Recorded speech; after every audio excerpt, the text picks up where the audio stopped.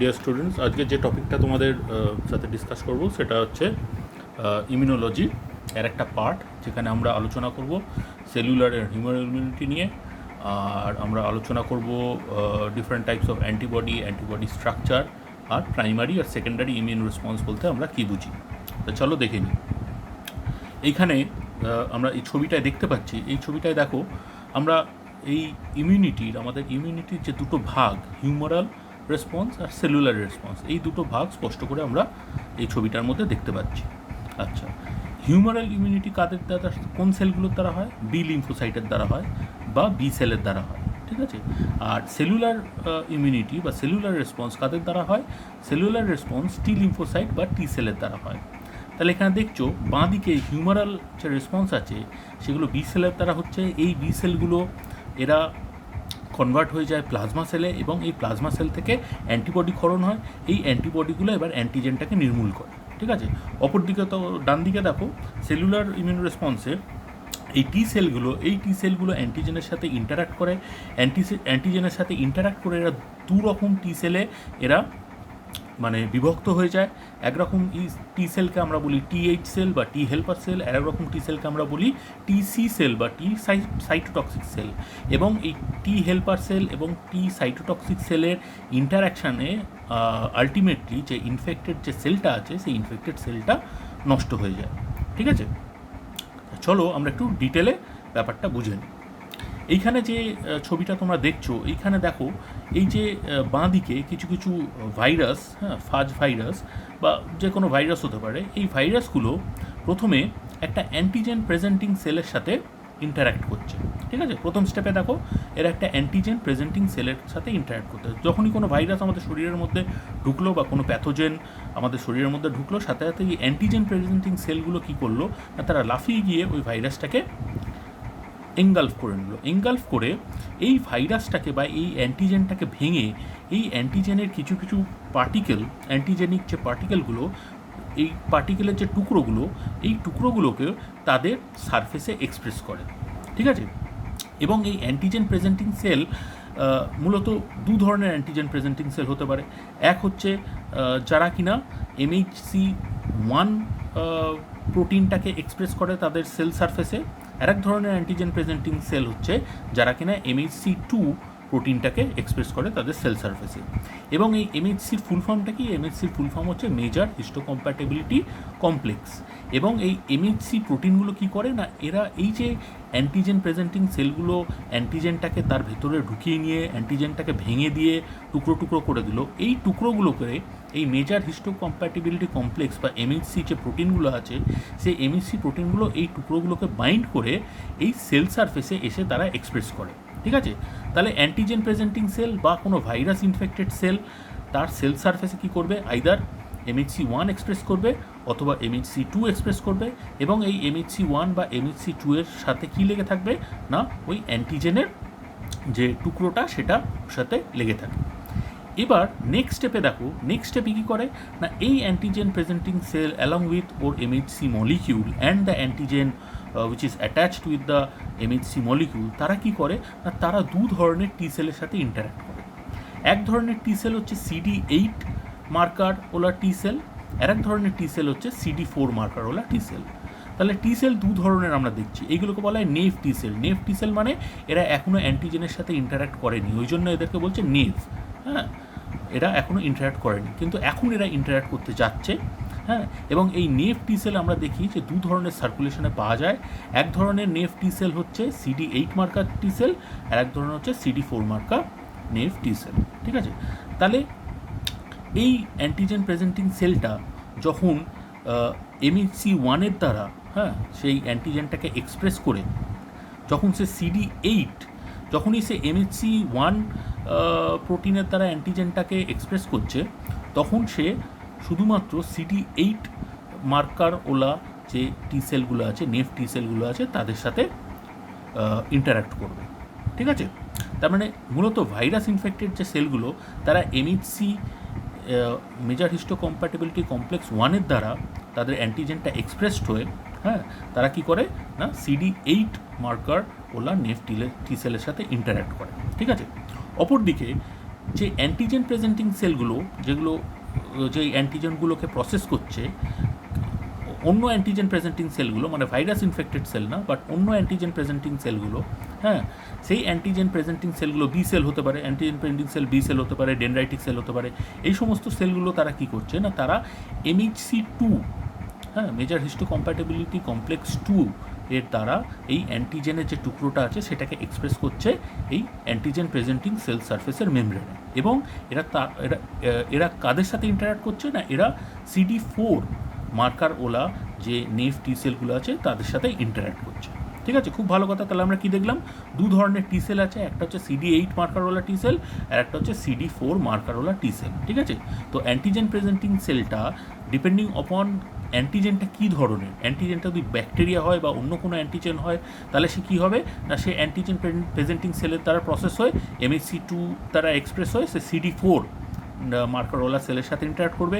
যদি এটা কোনো ভাইরাস ইনফেক্টেড সেল হয়, মানে আমাদের শরীরেরই কোনো সেল, তার মধ্যে একটা ভাইরাস ঢুকে গেছে, তাহলে সেই ভাইরাসটাকে ওই সেলটা ভেঙে তার যে ভাইরাসের যেসব অ্যান্টিজেনগুলো আছে সেই ভাইরাল অ্যান্টিজেনগুলোকে MHC1 এর দ্বারা এক্সপ্রেস করবে। ওই সেলটা, ভাইরাস ইনফেক্টেড সেলটা তার সারফেসে, ধরো টিউমার সেল হতে পারে, তার সারফেসে এটাকে এক্সপ্রেস করে সে তখন CD8 এর সাথে, CD8 মার্কারওয়ালা নেভ টি সেলের সাথে ইন্টারাক্ট করবে। এবার দেখো, যখন সে CD8 মার্কার ওলা নেভ টি সেলের সাথে ইন্টারাক্ট করছে কোনো ভাইরাস ইনফেক্টেড সেল MHC1 এর দ্বারা, MHC1 প্রোটিনের দ্বারা, তখন এই নেভ টি সেলটা ডিফারেন্সিয়েট করে যাচ্ছে সাইটোটক্সিক টি সেল। ক্লিয়ার?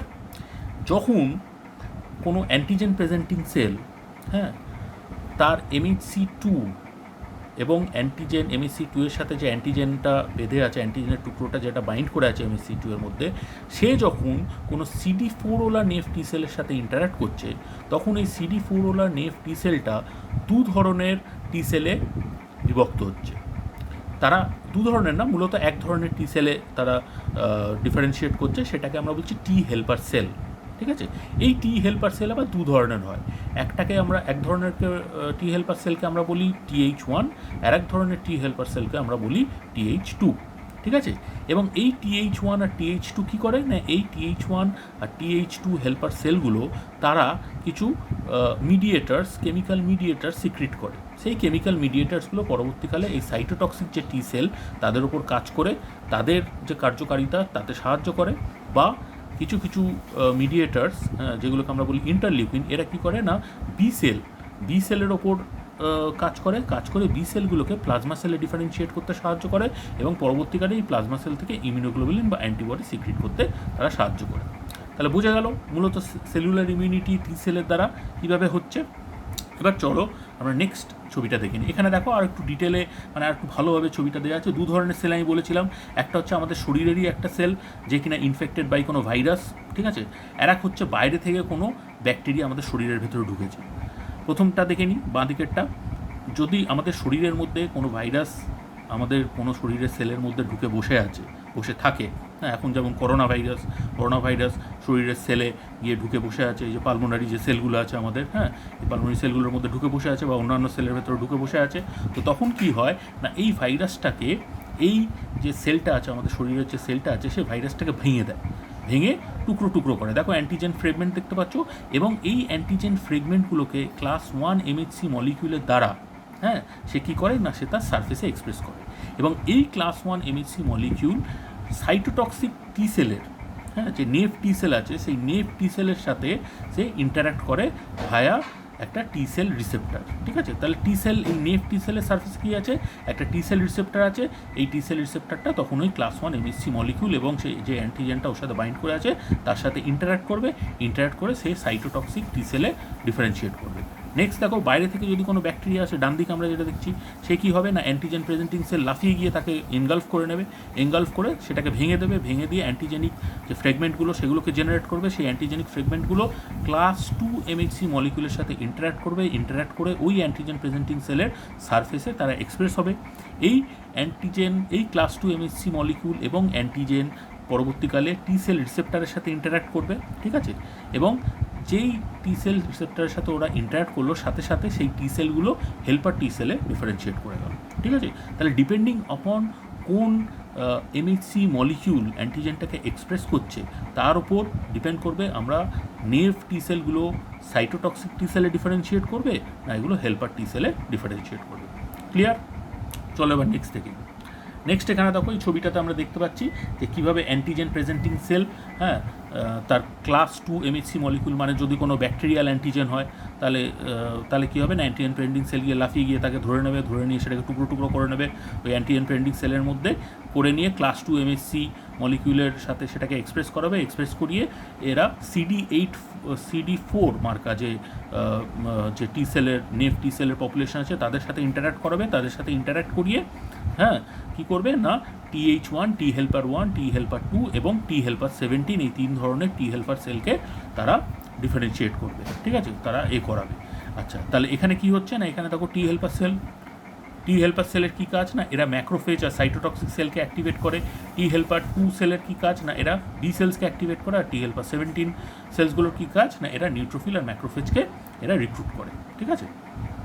নেক্সট দেখো কী হচ্ছে, নেক্সট হচ্ছে যদি কোনো ভাইরাস ইনফেক্টেড সেল হয়, যেমন করোনা ভাইরাস গিয়ে ইনফেক্টেড করেছে আমাদের ধরো শরীরের কোনো সেলকে, কারো পেশেন্টের শরীরের সেলকে ইনফেক্ট করেছে, তাহলে এই করোনা ভাইরাসের যে অ্যান্টিজেনিক যে প্রোটিনগুলো আছে সেগুলোকে টুকরো টুকরো করে ভেঙে সেই ইনফেক্টেড সেলটা কী করছে না ক্লাস 1 এমএসসির দ্বারা তার সার্ফেসে এক্সপ্রেস করলে এবার সেই টি সেল রিসেপ্টারটা ওই ক্লাস 1 এমএসসি আর অ্যান্টিজেনের সাথে ইন্টারাক্ট করে ডিফারেন্সিয়েট করছে কী ধরনের সেলে না সাইটোটক্সিক টি সেলে ডিফারেন্সিয়েট করছে। এবং এই সাইটোটক্সিক টি সেল থেকে আমাদের কিছু লিথাল মলিকিউল সাইটোটক্সিক টি সেলগুলো সিক্রিট করে, যারা কিনা ওই ইনফেক্টেড সেলের ওপর কাজ করে সেই সেলটাকে নষ্ট করে দেয়। ক্লিয়ার? চলো এবার নেক্সট দেখি আমরা কী করছে। এখানেও সেই হেল্পার টি সেল কী করছে না অ্যান্টিজেন প্রেজেন্টিং সেল আর এমএসসি ক্লাস 2 এমএসসি মলিকিউলের সাথে হেল্পার টি সেলের CD4টা ইন্টারাক্ট করছে।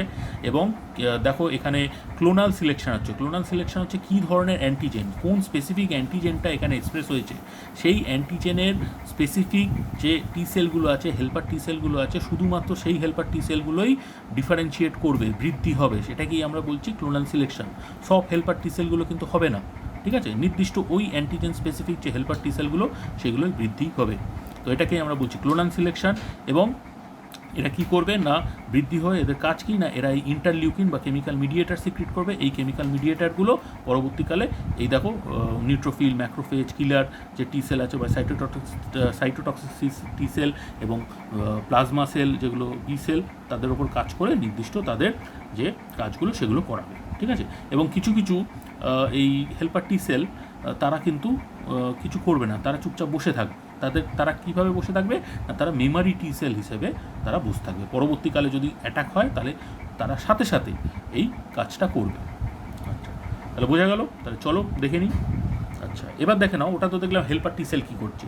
এবার সাইটোটক্সিক টি সেলে কী হচ্ছে না, সাইটোটক্সিক টি সেল দেখো ওরা কী করছে না, এই যে ভাইরাস ইনফেক্টেড যে সেলটা আছে সেই ভাইরাস ইনফেক্টেড সেলটা ক্লাস 1 এমএসসি মলিকিউলের দ্বারা অ্যান্টিজেনটাকে এক্সপ্রেস করে তারা এই সাইটোটক্সিক টি সেলের সাথে ইন্টারাক্ট করছে, ঠিক আছে। কার দ্বারা ইন্টারাক্ট করছে? CD8-এর দ্বারা বা টি সেল রিসেপ্টারের দ্বারা। হ্যাঁ, তো সাথে সাথে যখন ইন্টারাক্ট করছে তখন এই সাইটোটক্সিক টি সেলটা তারা কিছু এনজাইম সিক্রিট করে, কিছু এনজাইম যেগুলোকে আমরা বলি গ্র্যানজাইম, সেই এনজাইম সিক্রিট করে। এবং কিছু প্রোটিন সিক্রিট করে যেগুলোকে আমরা বলি পারফোরিন। এই পারফোরিন প্রোটিনগুলো কী হয় না, এই যে ইনফেক্টেড যে সেলটা আছে, ভাইরাস ইনফেক্টেড যে সেলটা আছে, তার সেল মেমব্রেনে কিছু ছিদ্র করে দেয়। ছিদ্র করে দিলে কী হবে না, সেলটা লাইসিস হয়ে যাবে, সেল থেকে সলিউশন মানে ওয়াটার টটার সব বেরিয়ে যাবে, বেরিয়ে গিয়ে সেলটা আলটিমেটলি লাইসিস হয়ে যাবে, ঠিক আছে। তাহলে সেলের লাইসিস হয়ে যাচ্ছে। তাহলে এইভাবে মোড অফ অ্যাকশানে এই সাইটোটক্সিক টি সেলগুলো এই ভাইরাস ইনফেক্টেড সেলগুলোকে মেরে দিচ্ছে। চলো নেক্সট দেখি আমরা। তাহলে সেলুলার ইমিউনিটি ব্যাপারটা আমরা বুঝলাম, কীভাবে সাইটোটক্সিক টি সেল আর হেল্পার টি সেল কাজ করে, দুজনে একত্র কাজ করে কীভাবে সেলুলার ইমিউনিটিটা আমাদের করাচ্ছে। ওকে, আচ্ছা, এবার চলে এসো হিউম্যারাল ইমিউনিটিকে আমরা আরেকটা নামে জেনে থাকি, সেটা হচ্ছে অ্যান্টিবডি মিডিয়েটেড ইমিউনিটি। এখানে দেখতে পাচ্ছ কোনো ব্যাকটেরিয়া বা কোনো এক্সটার্নাল প্যাথোজেন, হ্যাঁ, এক্সটার্নাল অ্যান্টিজেন যদি আমাদের শরীরের মধ্যে ঢোকে, সাথে সাথে কী হয় না, তাকে অ্যান্টিজেন প্রেজেন্টিং সেল কী করে, তাকে ধরে নেয়, ঠিক আছে। ধরে এনে এই ক্ষেত্রে কী হচ্ছে না, এই ক্ষেত্রে অ্যান্টিজেন প্রেজেন্টিং সেলটা বি সেল নিজে, আমরা জানি বি সেল হচ্ছে একটা অ্যান্টিজেন প্রেজেন্টিং সেল। এই বি সেলের সার্ফেসে একটা রিসেপ্টার থাকে, সেই রিসেপ্টারটার নাম হচ্ছে বি সেল রিসেপ্টার। এই বি সেল রিসেপ্টারটা কী না, এটা হচ্ছে অ্যান্টিবডি, হ্যাঁ, এটা কোনো অ্যান্টিবডি, যেমন ইমিউনোগ্লোবুলিন এম। হ্যাঁ, ইমিউনোগ্লোবুলিন এম তো পেন্টামার, কিন্তু ইমিউনোগ্লোবুলিন এমের যে মনোমারটা সেটা বি সেল রিসেপ্টর হিসেবে কাজ করে। বা ইমিউনোগ্লোবুলিন জি যেটা, হ্যাঁ, সে ইমিউনোগ্লোবুলিন ডি যেটা, সেই ইমিউনোগ্লোবুলিন ডিটাও বি সেল রিসেপ্টর হিসেবে কাজ করে। তো এই বি সেল রিসেপ্টরটা কী করে না, ওই অ্যান্টিজেনটার সাথে বাইন্ড করবে, বাইন্ড করে এ তখন কী করবে না, এ এই ক্লাস 2 এমএইচসি মলিকিউলের দ্বারা ওই অ্যান্টিজেনটাকে এক্সপ্রেস করাবে, এক্সপ্রেস করিয়ে ও তখন যে হেল্পার টি সেল আছে সেই হেল্পার টি সেলের সাথে ইন্টারাক্ট করাবে। হেল্পার টি সেলগুলো আমরা জানি CD4 মার্কারওয়ালা হেল্পার টি সেল, তারা ওরা ক্লাস 2 এমএইচসি সেলগুলোর সাথে, ক্লাস 2 এমএইচসি ওলা যে অ্যান্টিজেন প্রেজেন্টিং সেল আছে, হ্যাঁ, যেগুলো কিনা বি সেল এখানে, হ্যাঁ, সেই বি সেলগুলোর সাথে ইন্টারাক্ট করবে। ইন্টারাক্ট করে তারা প্রচুর পরিমাণ কেমিক্যাল মিডিয়েটার্স বা সাইটোকাইন্স রিলিজ করবে। এই সাইটোকাইনগুলো এবার কী করবে না, এই সাইটোকাইনগুলো ওই স্পেসিফিক বি সেলের ওপর কাজ করবে। হ্যাঁ, যেই অ্যান্টিজেন স্পেসিফিক বি সেলগুলোর ওপর কাজ করবে, কাজ করে তাদের ক্লোনাল এক্সপ্যানশন করাবে। ক্লোনাল এক্সপ্যানশন মানে সেলের বৃদ্ধি করাবে, ওই পার্টিকুলার সেলগুলোর বৃদ্ধি করাবে। ঠিক আছে, সব বি সেলের কিন্তু করাবে না, ওই অ্যান্টিজেন স্পেসিফিক যে বি সেলগুলো আছে সেগুলোর বৃদ্ধি করাবে। ঠিক আছে, কীভাবে বৃদ্ধি করাবে? দুভাবে বৃদ্ধি করাবে। কিছু কিছু সেলকে ওরা কনভার্ট করে দেবে প্লাজমা সেলে, আর কিছু কিছু সেলকে ওরা কনভার্ট করে দেবে মেমরি সেলে। প্লাজমা সেলগুলো থেকে কী সিক্রিট হবে? অ্যান্টিবডি ক্ষরণ হবে, specific antibody for that antigen. সেই অ্যান্টিবডিটা ক্ষরণ হবে এবং মেমরি বি সেলগুলো চুপচাপ বসে থাকবে। পরবর্তী যদি কোনো চ্যালেঞ্জ হয়, কোনো ওই সেম ভাইরাস বা ওই সেম অ্যান্টিজেন দিয়ে যদি চ্যালেঞ্জ হয়, তাহলে মেমরি সেলগুলো প্লাজমা সেলে কনভার্ট হয়ে যাবে খুব দ্রুত গতিতে এবং খুব তাড়াতাড়ি তারা অ্যান্টিবডি ক্ষরণ করবে।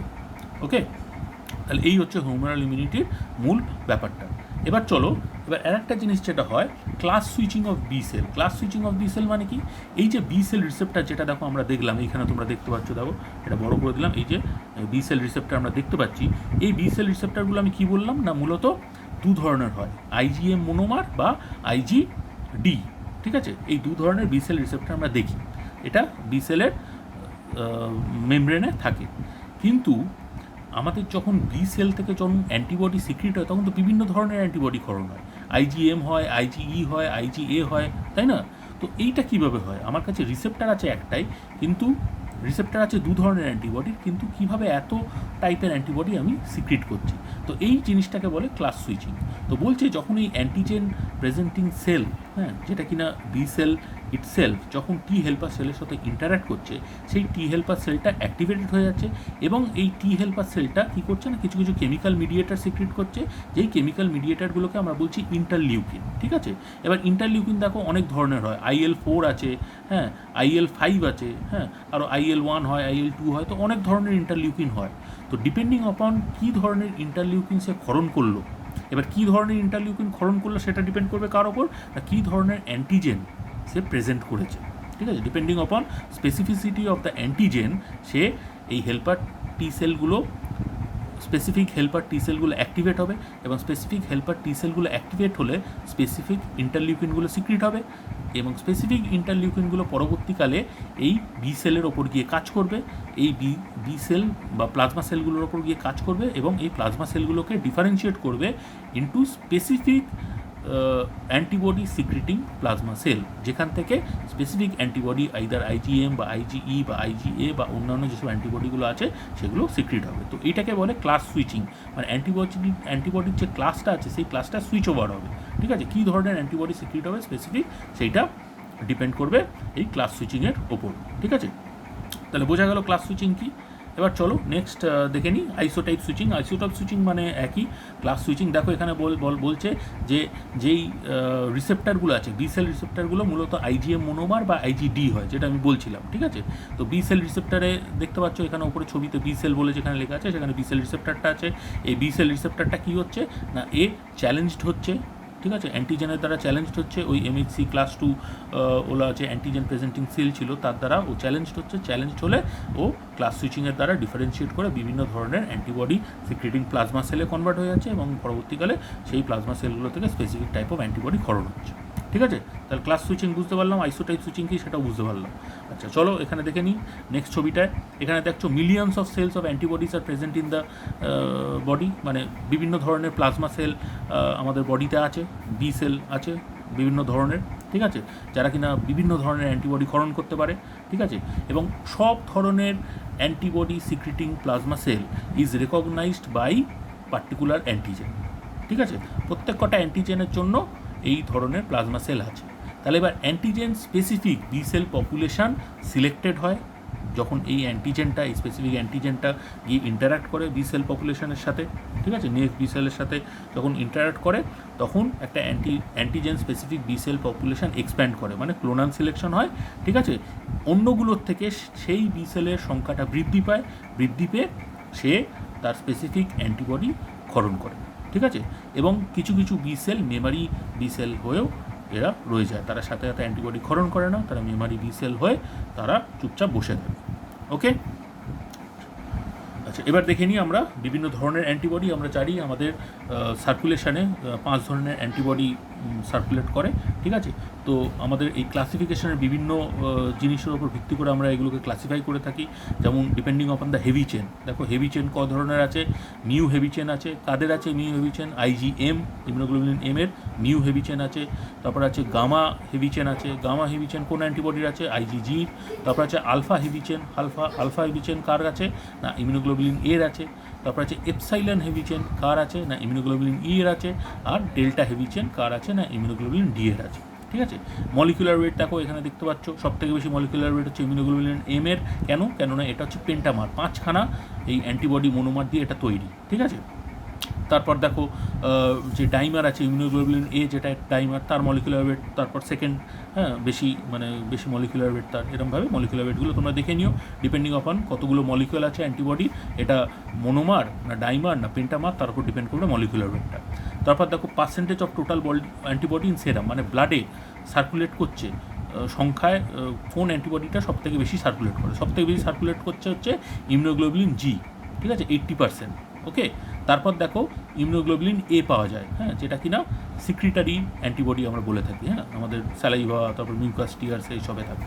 আচ্ছা, তারপর হচ্ছে কমপ্লিমেন্ট যে প্রোটিনগুলো আছে সেই কমপ্লিমেন্ট প্রোটিনগুলোকে এরা ফিক্স করে কিনা, হ্যাঁ, দেখতে পাচ্ছ ইমিউনোগ্লোবুলিন এম এবং ইমিউনোগ্লোবুলিন জি কমপ্লিমেন্ট ফিক্সেশন করে, কিন্তু এই immunoglobulin A, E R D এরা কমপ্লিমেন্ট ফিক্সেশন করে না।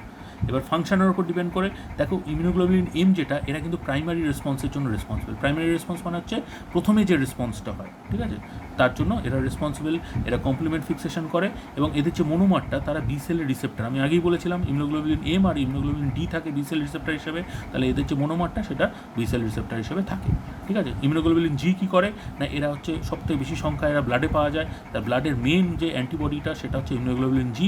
এরা টক্সিনকে নিউট্রালাইজ করে আর অপসোনাইজেশনে হেল্প করে, হ্যাঁ। আচ্ছা, তারপর দেখো ইমিউনোগ্লোবুলিন ই, এরা হচ্ছে সিক্রিটারি ইমিউনোগ্লোবুলিন। এরা কোথায় পাওয়া যায় না মিউকাস, তারপর চোখের জল, স্যালাইভা এইসবে এই ইমিউনোগ্লোবুলিনটা আমরা দেখি, ঠিক আছে। ইভেন যে কোলেস্ট্রম আছে, যে মিল্কটা মানে মাদারের যে ফার্স্ট যে মিল্কটা, ইয়েলো কালারের যে মিল্কটা, তাতে কিন্তু প্রচুর পরিমাণ ইমিউনোগ্লোবুলিন এ থাকে, এবং এই ইমিউনোগ্লোবুলিন এটা বাচ্চাকে কিন্তু আমাদের প্যাসিভ ইমিউনিটি দেয়, ঠিক আছে। আচ্ছা, তারপর দেখো ইমিউনোগ্লোবুলিন ই, এই অ্যান্টিবডিটা কী করে না, এরা অ্যালার্জিতে এরা কাজ করে এবং অ্যান্টিপ্যারাসাইটিক অ্যাক্টিভিটিতেও এরা কাজ করে। ওকে, এবার ম্যালেরিয়া ট্যালেরিয়া হলো, তাহলে এই ইমিউনোগ্লোবুলিন ই এর সংখ্যাটা কিন্তু বেশি বৃদ্ধি পায়, ঠিক আছে, তারা কিন্তু ছাপিয়ে পড়ে। আচ্ছা, তারপর ইমিউনোগ্লোবুলিন ডি এর কী কাজ, এর একটাই কাজ, এ হচ্ছে বি সেল রিসেপ্টার হিসেবে কাজ করে। ক্লিয়ার? এবার চলো অ্যান্টিবডির ফাংশনগুলো দেখে নাও। Neutralisation of microbe and toxin, opsonisation and phagocytosis of microbes, antibody dependent cellular toxicity, lysis of microbes, phagocytosis of microbes opsonised with complement fragments আর ইনফ্লেমেশন। তো এই সমস্ত ফাংশনগুলো অ্যান্টিবডি করে থাকে, এগুলো তোমরা ডিটেলে দেখে নিও। আচ্ছা, তারপর চলে এসো হচ্ছে অ্যান্টিবডি স্ট্রাকচার। অ্যান্টিবডি স্ট্রাকচারে আমরা কী দেখছি, অ্যান্টিবডি মূলত 4টে চেন দিয়ে তৈরি, ঠিক আছে।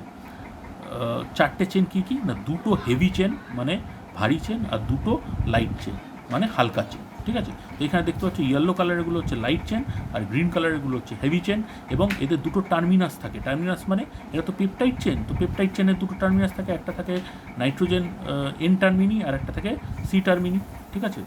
অ্যামাইনো টার্মিনাস আর কার্বক্সি টার্মিনাস এদেরও তাই আছে। এবং এই যে হেভি চেন আর লাইট চেন, এরা একে অপরের সাথে কিছু ডাইসালফাইড বন্ড দিয়ে এরা অ্যাটাচ থাকে, ঠিক আছে। এবং 2টো অপর হেভি চেনও দেখো এরাও কিন্তু ডাইসালফাইড বন্ড দিয়ে অ্যাটাচ আছে। তাহলে এই হলো একটা অ্যান্টিবডির বেসিক স্ট্রাকচার। এবং দেখো এটা ওয়াই আকৃতির একটা শেপ নেয়, ঠিক আছে। এবং এর মানে একটা স্টেম থাকে, হ্যাঁ, আর একটা উপরের পোর্শন থাকে, ঠিক আছে। চলো ডিটেলে দেখে নিই। এইখানে দেখো আমরা দেখতে পাচ্ছি যে এর কিছু কিছু আবার পোর্শন আছে যেগুলোকে আমরা বলি ভ্যারিয়েবল রিজন এবং কনস্ট্যান্ট রিজন। দেখো ভ্যারিয়েবল রিজনগুলো হেভি চেনও আছে, আবার লাইট চেনও আছে। হেভি চেনের ভ্যারিয়েবল রিজনটাকে আমরা বলছি VH, লাইট চেনের ভ্যারিয়েবল রিজনটাকে বলছি VL। এবার কনস্ট্যান্ট রিজন, 3 ধরনের কনস্ট্যান্ট রিজন পাই, হ্যাঁ। হেভি চেনের কনস্ট্যান্ট রিজনগুলোকে আমরা বলছি CH1, CH2 আর CH3, ঠিক আছে। আর লাইট চেনের যে কনস্ট্যান্ট রিজন একটি মাত্রই পাওয়া যায়, এটা হচ্ছে CL, ঠিক আছে।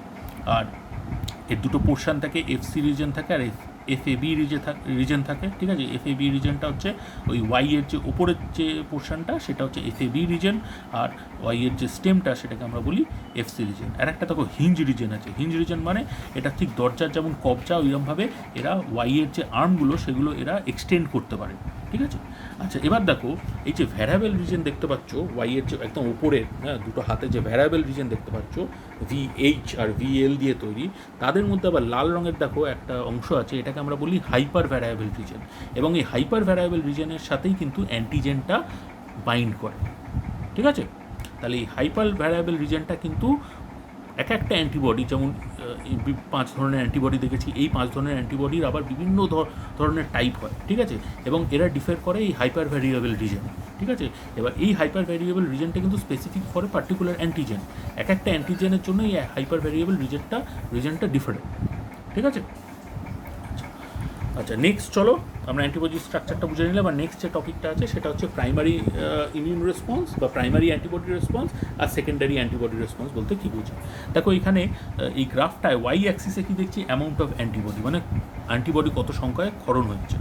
আর এক্স অ্যাক্সিসে আমরা দেখছি ডেজ আফটার অ্যান্টিজেন এক্সপোজার, মানে অ্যান্টিজেনটা যখন শরীরে ঢুকছে, যেই দিন ঢুকছে সেটাকে আমরা 0 ডে বলছি। এবং তার পরবর্তীকালে আমরা দেখো 30 দিন অবধি দেখেছি যে কীরকম অ্যান্টিবডির লেভেলটা ফ্লাকচুয়েট করছে। তাহলে দেখো প্রথমে যখন একটা অ্যান্টিজেন ঢুকলো, সে কী করলো না, একটা নেভ বি সেল, মানে বি সেল থেকে তো অ্যান্টিবডিটা ক্ষরণ হবে, তাহলে নেভ বি সেলের সাথে সে ইন্টারাক্ট করলো। তো এই নেভ বি সেলের সাথে যখনই সে ইন্টারাক্ট করলো, তখন কী হচ্ছে না, এই নেভ বি সেলগুলো অ্যাক্টিভেটেড হয়ে যাচ্ছে, অ্যাক্টিভেটেড বি সেলে পরিণত হচ্ছে। এই অ্যাক্টিভেটেড বি সেলগুলো পরে কিসে ডিফারেন্সিয়েট করছে না, এরা প্লাজমা সেলে ডিফারেন্সিয়েট করছে, ঠিক আছে। তো প্লাজমা সেল আবার 2 ধরনের হচ্ছে।